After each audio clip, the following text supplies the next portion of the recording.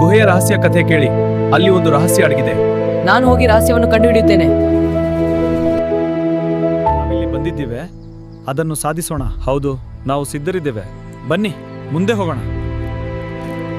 ಏನೋ ಭಯ ಆಗ್ತಿದೆ. ಇನ್ನು ಮುಂದೆ ಹೋಗೋದು ಅಪಾಯಕಾರಿ ಅನಿಸ್ತದೆ. ಇಲ್ಲ, ಈಗ್ಲಾದ್ರೂ ಧೈರ್ಯವಾಗಿ ಹೋಗೋಣ. ಏನ್ ಸಿಕ್ತೋ ನೋಡೋಣ. ಓ ದೇವರೇ,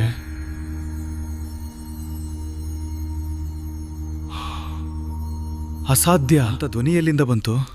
ಅದೇನು? ಬಂಗಾರದ ಹಾದಿ, ಕಲ್ಲಿನ ಹಾದಿ, ಅಥವಾ ಕತ್ತಲಿನ ಹಾದಿ.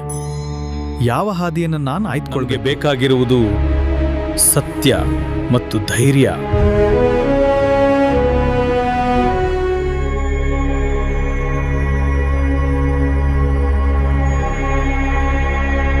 ನಂಬಲಾಗದಷ್ಟು ಅದ್ಭುತವಾಗಿದೆ.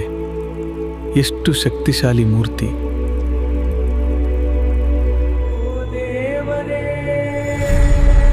ನಿಮ್ಮ ದಯೆಗೆ ಧನ್ಯವಾದಗಳು.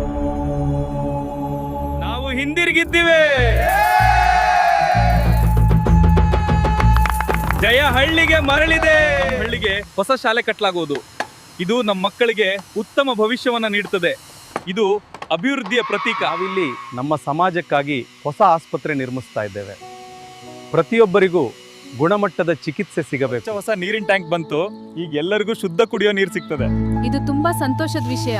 ದೇವರ ದಯೆ, ಅಂತಿಮವಾಗಿ ಒಳ್ಳೆದಾಯ್ತು.